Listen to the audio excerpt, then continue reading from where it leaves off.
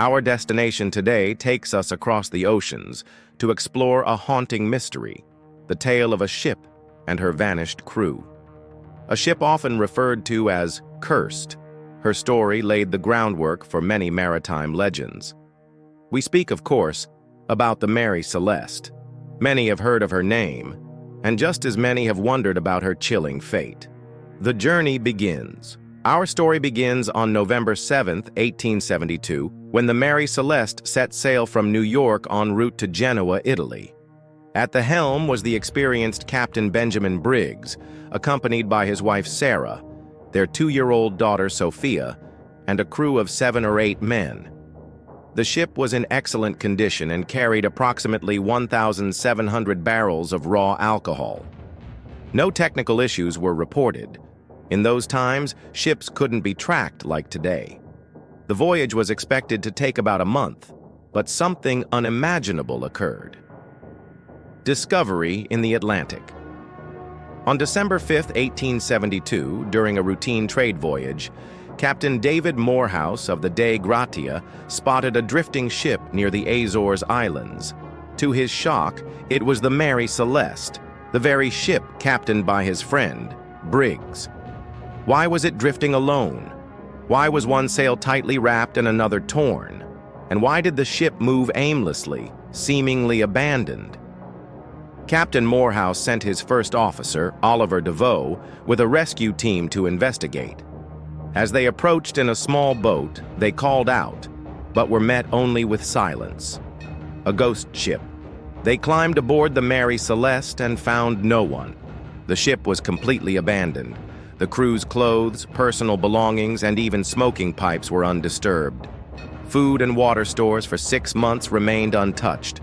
Only 9 barrels of alcohol were missing. Note this carefully. It becomes important later. Navigation instruments like the compass and distance meters were broken. The bilge held water, but not enough to sink the vessel. 2 out of 3 water pumps were not functioning, or possibly missing, according to some accounts. At the ship's stern, a rope was found securely tied to the ship, with its other end trailing into the sea, a clear sign that something, perhaps a lifeboat, had been tethered there. Official documents, the sextant, and a small lifeboat were missing, along with the crew. The ship's logbook found in the captain's cabin documented rough weather for 2 weeks. The last entry was dated November 25th at 5 a.m., noting that land had been sighted and the weather had improved. After that, nothing. Captain Morehouse decided to tow the Mary Celeste to the nearest British territory, Gibraltar, to report the discovery. Authorities launched an investigation, but it led nowhere. What happened aboard the Mary Celeste remains unsolved. Theories began to circulate. The first came from English investigator Frederick Flood, who suspected insurance fraud, pointing to the friendship between Captains Briggs and Morehouse. Under maritime law, salvaging a derelict ship could lead to a claim on its insurance value. However, Briggs was not the sole owner of the Mary Celeste and stood to gain very little. In the end, only 1/6 of the $46,000 insurance claim was awarded to the Dei Gratia's crew, and even that was given hesitantly due to lingering suspicions. Alternative theories is, Flood also theorized that Captain Briggs might have murdered everyone on board and hidden in the Dei Gratia's cargo hold, again for insurance money. But this was quickly dismissed. Briggs had no motive, would gain little financially, and crucially, no evidence of violence or blood was found on board. Another theory, pirates. But nothing was stolen, not even valuable goods or personal items, which contradicted the idea of a raid. Some suggested a mutiny caused by alcohol-induced madness. After all, 9 barrels were empty. However, an investigation revealed those barrels were made of red oak, which is highly porous, meaning the alcohol likely evaporated, not consumed. The most likely scenario is: one prevailing theory is this: Captain Briggs, fearing an explosion due to alcohol fumes, ordered the crew to evacuate temporarily. It's believed the ship, having previously carried coal, had residue that clogged the pumps, causing water to flood the bilge.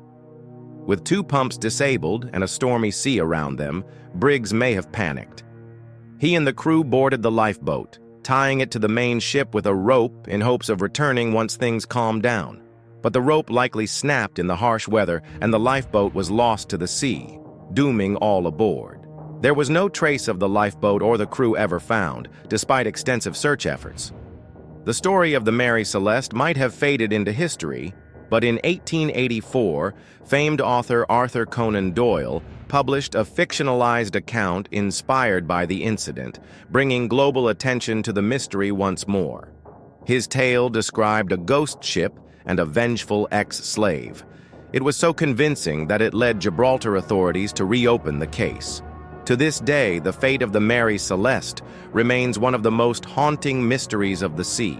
A ship found in perfect sailing condition, her crew vanished without a trace. What really happened in those cold Atlantic waters? We may never know.